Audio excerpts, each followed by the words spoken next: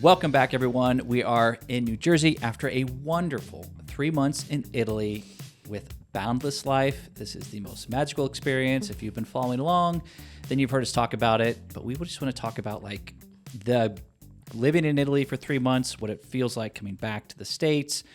What's our viewpoint now? I mean, what's different? Like, what was the first thing? How was it when you walked in the door to our home? Like, what did you feel? Oh, well, I have to say, it's been bittersweet to come home. When I first walked in the door, I felt comfort, also tinged with some sadness that time in Italy had come to an end. I have to say the contrast between living abroad in France and living abroad in Italy, two completely different experiences, two completely different life lessons. Both are valid and valuable. However, I mean, Italy, mamma mia, So let's good. talk about it. I'm trying not to be the jerk coming back. I mean, when we came back, the first experience was we went to an Italian restaurant. Like 3 days later, amazing, one of our local shops. We love it. But I couldn't help but just like judge it through the eye of the 3 months that we had just spent. So when you go to Italy, when you go to Europe, really in general, let's talk about the restaurant experience, because that's kind of a big portion of life in Italy. And Food in general, food in general is a big part. So one, just the whole service is a little bit different. It's a little bit slower in Italy. You're actually kind of expected to kind of request more, like ask for the bill. Sometimes say, hey, I'm ready to order, because they will just give you the time to settle in, review the menu.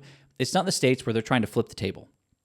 When you come sit down, that's your table for pretty much as long as you want, with some rules and exceptions. Turn the table, not like Teresa Giudice flipping the table. We want to convert the table. Okay, got it.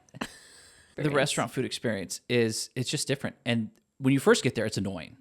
Because if you're used to the American style of like, they get there, they take your order quick, and your food's coming fast. And I hate to compare it, like people are going to hate this, but like I feel like a pig at a trough sometimes when they're just like, here's everything. Here's your appetizer, here's your main course, and they just throw the food on the table, and then they come back and they ask you, how's it going, right away. And then you go to this Italy or Europe, and it's just so much calmer. It's a little bit, but it is slower, so you got to be used to that, and that can be tough. Well, tomato Europe, it's slower and calmer. Potato Europe, it's a little more strict. Yes. So, and then going to the restaurant here, it was a little different. So we kept judging it, being like, hey, where's the house wine? And it's not the same type of service. And it's hard not to compare. I think good travel automatically makes you think. It makes you step back. Why am I doing this? Why is it different? And that's I think it's a great sign. But yeah, it's really hard to not be kind of a jerk coming back from Italy, because even ordering, right? I'm like, okay, do I order I've been ordering in Italian, which is funny because my go-to now is to order in Italian. However, the pronunciation, do I use the anglicized pronunciation or do I use the Italian pronunciation? Example, I fell in love with a drink in Italy. Her name, Sbagliato. Right? Okay. So if I pronounce it that way in America, people are going to look at me like, who is this chick and why is she trying to be so pretentious? Well, I think we need to make an announcement that I think the Sbagliato might be the new summer cocktail. Yes, it's definitely our new summer cocktail. Let's talk about what the Sbagliato is. It is the Negroni Sbagliato, the mistaken Negroni, because the ingredients are Campari, Prosecco, and Vermouth. And in the Negroni, the regular Negroni, the ingredients are Campari, gin, and Vermouth. So you swap the gin. It's a little bit lighter. It's like a more refined Aperol Spritz. An Aperol Spritz. It's got a little more punch too, a little more alcohol, right? It does have a little bit more alcohol in the Campari. Campari is about, it's more alcohol than. So if you want to punch up your spritzes, look up the recipe. Yes. So little things like that. We notice ourselves. Americans like, okay, would pronounce it Sbagliato. Sbagliato. There's a G in it, but the Italians don't pronounce that. Anyway, there's little things like that keep coming up, and how we don't want to say, oh, when I was in Italy. It's like, okay, pull it back, because we've learned that very few people care about your experience when you come back. Yes. And life just goes right back to it. I think it was Rolf Potts and Vagabonding talked about that, is when you go on a long trip, you have to realize that even close people, they'll be curious, but it's a short term curious. It might be maybe as long as like one conversation over dinner, but then after that, they're kind of like, okay, let's move on to normal life. And when you are traveling, when you are having experiences like this, you kind of have to realize that this is your experience with you and your family and the people you're with, and that's it. And that's okay. And it will change you, it will shape you, but don't expect that you're going to be able to come back and preach to people and try to convert them to some of the things that you've seen or that you want to change in your life, because they're not going to have that same experience as you will. But you can share, and you can bring back wine, olive oil, whatever it might be, and share it and indulge and educate people and your friends. But to think that they're going to completely shift or want to hear single thing that you did, it's not going to be the case. Yeah. Well, I'm glad that we got to share it and we have those experiences together, because as a family, you can't ever replicate that. It's so wonderful. Yes. And to hear Scotland call back to it too is always cute. Yeah, because she's 4 now and she's old enough to have all these memories. That's really wonderful. It makes me think about, like the relationship of place in terms of how it shapes education, how it shapes identity. And when we were in Italy, I mean, we were focusing on place-based learning. We were focusing on world schooling. But it's not just that. I mean, I feel like my identity was a bit rattled there because I felt so connected to the place, and perhaps it's ancestral, but it felt cellular. It felt like we were supposed to be there. It felt like we were supposed to be learning the language. Scotland was supposed to be there, and our family was supposed to have these experiences. And now I come back to where I was raised in New Jersey, and it just makes me think about that concept of place and how it shapes identity, and how you were raised in the Midwest, how that shaped your identity. You can't help but judge and analyze and question. Even as you go to, I mean, we've done it twice, and we've realized that Europe is a lot of cities, but we don't love cities. Us personally, like there's a lot of drawbacks from the cities of living in a city, like a big city. It's kind of over at times. No. We've only chosen to live in cities in Europe. We have never chosen to live in a small town. That's because that's what I'm saying. I'm saying the two city experiences we haven't loved. But I'm not saying that it's just okay. I would disagree, actually. I loved Pistoia. Okay. No, I loved Pistoia. Yeah. I guess the apartments that we were in. Oh, apartment living is not for us. Yes. I think at this point. Okay. Yeah. There we go. Maybe it's the apartment living. Yeah, it's not city living. I mean, cities often have apartments, but I think it's the noise level, honestly. Yeah. Okay, maybe it's the apartment. You're right. If we had like a more of a home on a quieter street in Pistoia, that would have been more we've my had vibe. 2 noisy apartments, and that has been very, very tough on us. Yeah. Yes. It has. So And especially on our dog. She does not like the noise. She's a country dog. She is. You can't help it. I mean, she's bred to be a sheepdog, and so she's looking for predators. Yeah, but going back to, I guess I digress. Coming home, and you can't help but look at the positives and negatives of both places. Mm-hmm. You can look at everything and see how people live in Italy, and see how they live life a little bit slower. They appreciate the things in life, and then you come here and you see things. People were like, "Oh, didn't you miss your car?" And it's like, sometimes, but not really. I mean, the idea of hopping on a train and going places, yes, it is a little frustrating getting used to carrying all your groceries or lugging them around. But once you get used to it, it's okay. I mean, now it's the opposite, where you're going, well, I can hop in my car, but I'd prefer to walk. Mm-hmm.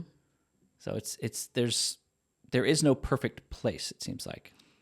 Yeah, I've been trying to think, like, if I could design my ideal place, my ideal system, like what would I bring from the States and what would I bring from different countries around the world? If you could build your ideal system, what do you think it would look like? Oh man, it would be like, and I'm talking about like systems, not just, I mean, but you can totally set the environment too. Oh, well, I know the one thing for us was having a home gym that was tough at this time of life. And, just while we would walk to CrossFit and everything, like we're so accustomed to, and right now, and everyone with young kids can understand this, like time is so precious, free time for yourself. Even if you have childcare, it's like you're just counting the minutes of, and every single thing you do, you can't help but analyze like, okay, am I spending my time wisely? Because those kids are either they're getting out of preschool, or the nanny's leaving at 2, 3, whatever time it is. And it's like, that's when I need to get back to taking care of. So if it's taking care of the house, take care of myself, take care of work, whatever it is, I need to be focused. And so for us, having a gym at home, like, it's very good that we can be very efficient. And also with the kids, sometimes we can integrate them and take care of them and take care of ourselves at the same time. So in Italy, we had to walk to the gym, and that just like took out a lot of time, and it was tough. But to build an ideal system, I mean, what would you focus on first? Well, I loved that Italy really invites the family everywhere. It is, no one looks at you with a side eye when you walk into a restaurant with a kid. It's more like, how can I help you? I have a baby seat for you. Does she want pasta? I'll bring it out. Like, they're very in tune with the different generations. That goes for the older generations too. You see all the nonos and nonas in groups, in community groups, sitting together, and this multi-generational aspect. So I think if I could design my perfect system, it would definitely include the family at the centerpiece. I think a lot of people say the family is the centerpiece in America, but actually our systems are not designed for that. Money is, and industry is the main centerpiece Yes. in America. We are a country, the United States of industry. And yeah, I think I would bring people to the center again. And then I would, basic human rights. I know. But healthcare is a right in Italy. And I would make it a right here. And it's really a right in so many places. And because I think that brings us all to this wonderful base level. And then we can work from there. I love the enterprising nature of the United States as well, the entrepreneurship and all of that, the innovation. So I bring the innovation from the United States and make childcare more affordable for families. Because right now it's about $28,000 a year on average across the states for a family with 2 kids. So bringing that so that, again, children, not only are they our future in many ways, but if you look at it, they're also the economic engine. And so yeah, that's my political stand. Here I am thinking about like the restaurants, the foods, and you're like, that too. Yes. And the quality of the food. Oh my God. Can we talk about the strawberries for a second? Well, the strawberries were insane, and I don't understand why or how, but they were some of the best strawberries we've ever had. We came back, and we were hoping they would be as good, and they're just not. Yeah. I mean, everyone knows the pasta's amazing, and the ambiance and the cities and the culture. But yes, the quality of the ingredients, the availability and the cost of ingredients was really amazing. I mean, I loved going to the markets, getting all these fresh fruits and vegetables and trying to learn Italian while doing it. And then we'd also go to the grocery store, and I mean, the salmon was some of the best salmon I've ever had. And it was €7 for a package for our family. And that was incredible. I just felt like I could feed my family in a healthier way at a much more affordable rate in Italy. And instead of having to, buy all these super organic foods here at a much higher rate. One thing I kind of noticed was coming back, I feel like in the States, it just seems like an insane amount of options for foods, but they're not necessarily good options. There's also like, it's either in the States, it's either ultra processed or it's just like raw fruits and vegetables. And I'm generalizing for this. Whereas in Italy, I noticed a lot of options of like semi-prepped food. So like, because for our son, he needed like steamed vegetables, and they had a lot of options like that. So I felt like there was food that was healthy and prepped, ready to go. And I'm not saying this doesn't exist in the States, but it just seemed more prevalent. And whereas, like, I don't know, our center aisles are just in the States are just filled with hyper processed food that is, quote, healthy and ready to go, and it's just not. It's not good. And whereas there in Italy, it just seemed like you had so many more. When it came to healthy food options, there were just so many more options of it. Mm-hmm. How about even when we were on the side of on a rest stop, the auto grill. I love the auto grill. The other thing is, the U.S. is in it's just this pandemic of manufactured food across the board when it comes to grocery stores and restaurants. I mean, even the auto grill, they were making lasagna there. There's a grill in the back where let's talk about what the auto grill is. The auto grill is it's a standard I call it standard because it's all over Italy. Mm-hmm. I think there might be a few different companies, but auto grill is probably the more popular one. And it will be on their interstate highway system, and the levels vary, but there are some really big ones with all sorts of, you can get everything there. You can get cured meats. You can get a great meal. You can get a sandwich. I mean, everyone stops to get an espresso. And then it's funny because just like most stores, they make you it's kind of like an IKEA in a way, because for you to exit, you have to take the serpentine route with your kid, past all the stuffed animals, all the cookies, all the toys. And you just have to no, we're not getting that. No, we're not getting that. No, to check out to finally leave. But it really is a stop in itself. I mean, I think compared driving down the Garden State Parkway, going down the Jersey Shore, there are rest stops, of course. We're going to stop to go to the bathroom and to get a bite to eat. What are my options for food? Burger King, TCBY, fast food. Auto grill. Let's shift to Italy. I stop there. People are getting coffee, not to go. They go to the bar. They order an espresso or macchiato, and they sip and stand at the bar with everybody else, and they have a conversation. Even when they're on the go, there's enough time to stop and have a coffee, un cafe. And then the food options. I mean, we got salmon. We did. And it is a bit more expensive in terms of Italian prices. I do want to point that out, that it is a bit more expensive, but still in terms of American prices, it's very standard. And the quality of food was so wonderful. And we were able to stop and have a meal. And we definitely took more time than I think we would if we were going down the Jersey Shore. Yeah. And it's just kind of built into the life. The time is built into life. The quality is built into life. And we're just trying to optimize in the United States. But at what cost? The cost of time, the cost of health. I mean, the quality of food is abysmal at these rest stops. In the Jersey Shore. The Jersey Shore. Yeah. I have one of the things I've tried to implement, which we were doing a little bit before, but I mean, we work at home, and I still have this idea of no, I need to eat, I need to keep working. It's no, just stop. I think there is such a great benefit to slowing down for multiple reasons. If it's at the rest stop, if it's at home, taking the moment to have a meal, to interact with people. And the beautiful thing is, in Italy and France, that's where those cultures still bond, is over those meals. And it's something that's fallen away in the States. And it's really sad because it's an effort that we put in, to try to organize for ourselves, organize with friends, to go out and have a meal. But it is almost taboo in a way of oh, well, I got to see if I have time to do this. Whereas in Italy and France, it's it's locked in. It's just it's not if we're going out, it's where and who am I going with? Right. And to slow down to, like you said, to drink the espresso. I mean, the idea of talking to someone in a Starbucks, I can just imagine the scoffs that you would get from hey, how's it going? Sitting there drinking a coffee, they would think you are an alien. Yeah. I mean, I think a good example of this is when I was younger and we were in Italy, and my dad ordered a coffee to go, and the guy said, "To go where?"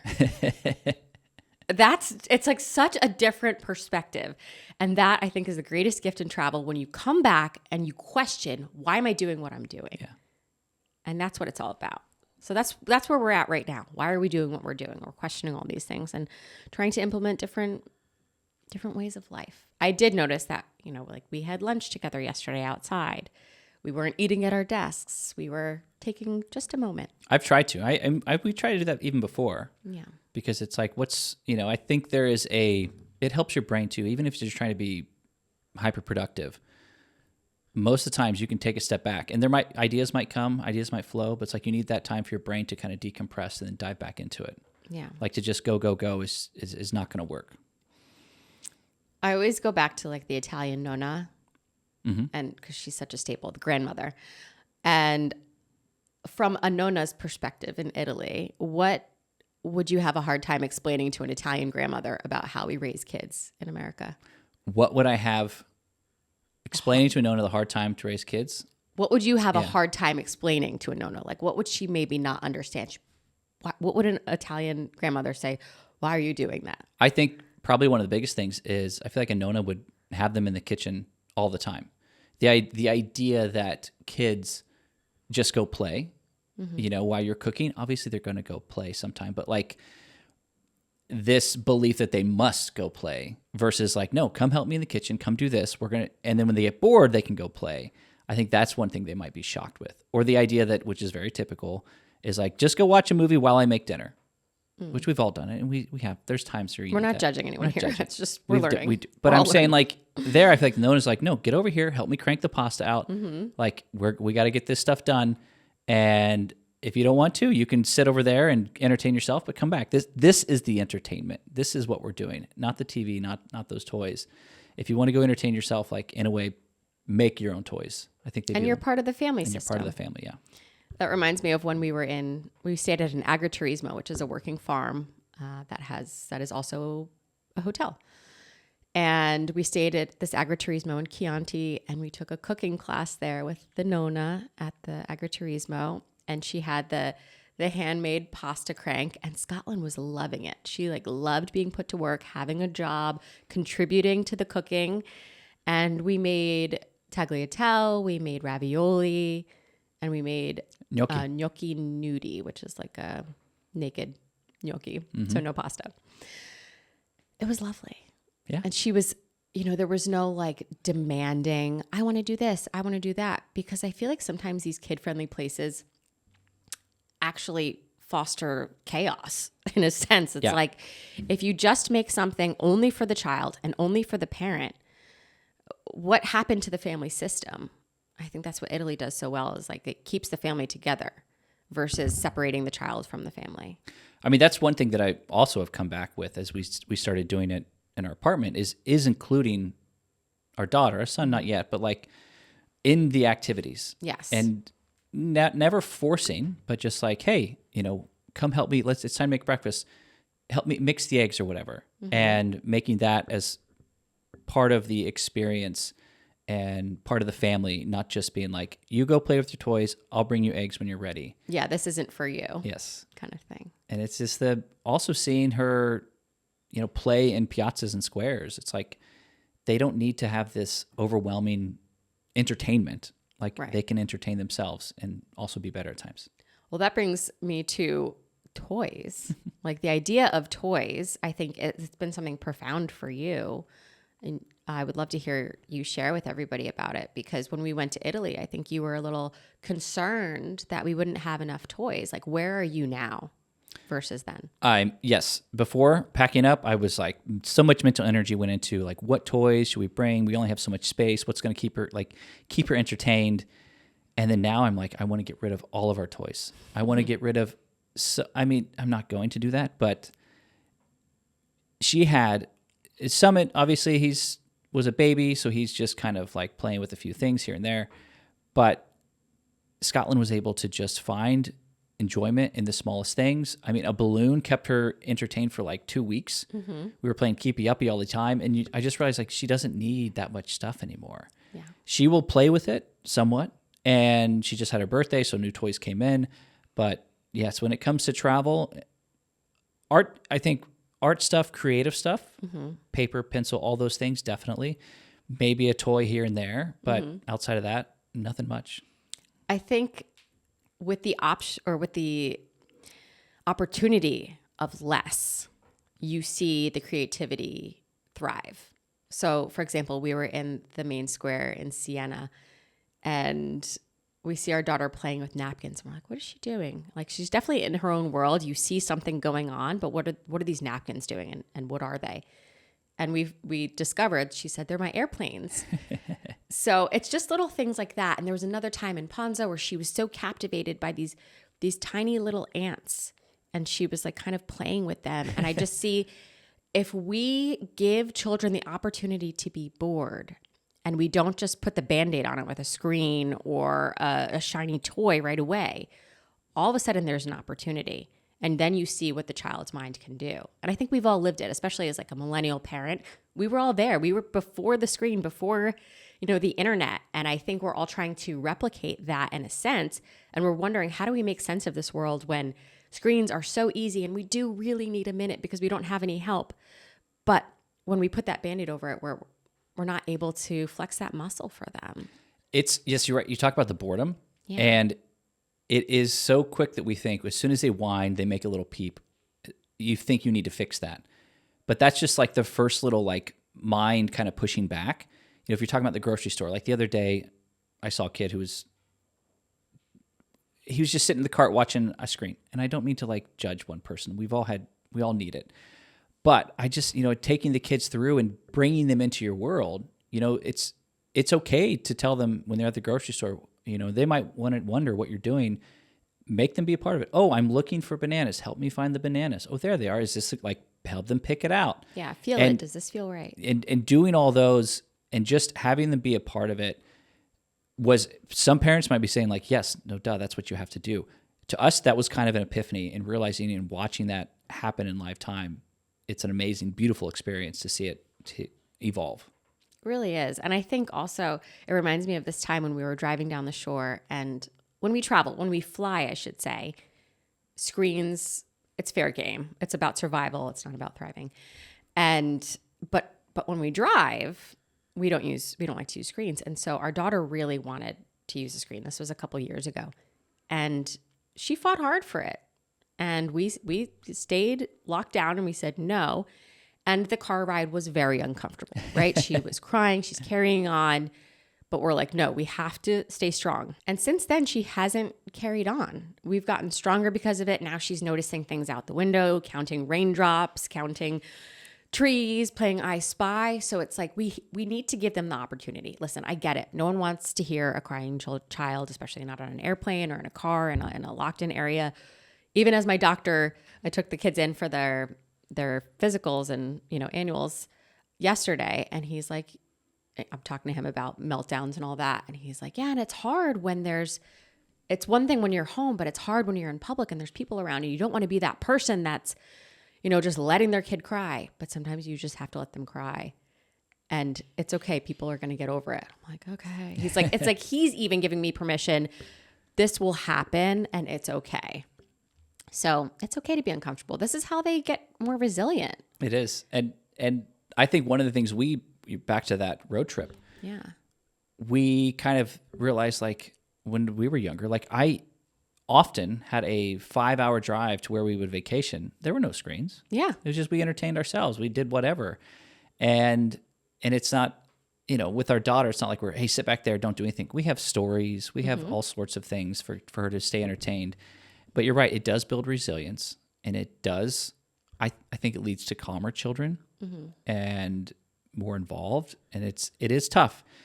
Like we said, we're not a no-screen family by any means, but it's just like, I think we're at a time of life where part of the parent's job is to force discomfort on the children, to force boredom. You need to force boredom on yourself. You need to let the brain think, and the brain is going to be uncomfortable. It doesn't want boredom. It wants to be entertained. But through that boredom, you will find who you are, what you're interested in, what's truly important will bubble up in your brain. But if you're constantly being inundated by a screen, personally, for your kids, whoever it might be, like, then you're going to be, I think, more agitated as you get off, no matter what. That's a really great point. And I think of how it's actually like a TikTok trend now to quote unquote raw dog a flight, they say, of like not bringing constant entertainment. And I'm like, you mean just how life used to be when we didn't have 18,000 shows readily available on our phone, when we'd bring a book on an airplane? Like it's a trend now. Yes. And good, because I think we should get back to it. But I think that trend was like nothing. I think it was a mix. Okay, you should be able to do a book. Yeah. You should be able to do a book. You should be able to do a book, absolutely. I think you could even go with like a podcast. Oh yeah, I love listening to podcasts. Yes, so. Okay, I have a question for you. Yes. Would you do another Boundless Life? Absolutely. Yeah. I would totally do another Boundless Life when Summit is old enough to be in the school. Yes. It is just a great experience. I mean, we're lucky that we can work from anywhere. So being able to do that to meet great people, to really get to understand a location. I mean, 3 months in Italy and Tuscany, we really got to understand a lot and see what it's like to live there. Our friends are right now in Greece who went from Italy to Greece. I mean, that would be an amazing experience. Some other people went to Bali. There's just so much that you can take away from that. And so I think it's in our future, just not right now. Yeah. I wanted to do the summer camp cohort this year, but again, our son is not old enough. You have to be 18 months minimum to start. And the experience is just different if, both kids are not in Boundless Life, because when both kids are involved with Boundless Life, it frees up a lot of the parental time as well in the day. And there's a lot of activities for the parents. I think that's one thing I didn't realize how social it was going to be. Oh yeah, we had to say no to a few things just with work and with having a baby. And they have movie nights where they pretty much watch the kids, have pizza, movie, and then the parents go out and have a wonderful experience. Right. Yeah, the amount of experiences that were available for parents was overwhelming in a good way. Yeah. And I was really bummed that we couldn't go so frequently. Yes. So I would love to do, I think Bali or Japan would be really cool. Uruguay. I love all their locations, honestly. But yeah, once our little guy is 18 months old, then we can try again. Cool. Well, on to next time. Yes, we will see you next time. Thanks for listening. And in the show notes, I'm going to drop a link for €400 off your own Boundless Life experience. You guys don't want to miss this. It's really incredible. They have 8 locations around the world, and maybe we'll see you there. All right. Until next time. Bye-bye. Thank you for listening to today's episode. If you're learning from and or enjoying this podcast, please subscribe to our YouTube channel and follow us on Instagram and TikTok. These are great free ways to support this podcast. Also, please subscribe to this podcast on both Spotify and Apple. On both of those platforms, you can leave us up to a 5-star review, which would help us out greatly. Please also check out the sponsors mentioned in today's episode. That's the best way to support this show. If you have any questions or topics you'd like us to cover, please put those in the comment sections in YouTube. And yes, we do read all the comments.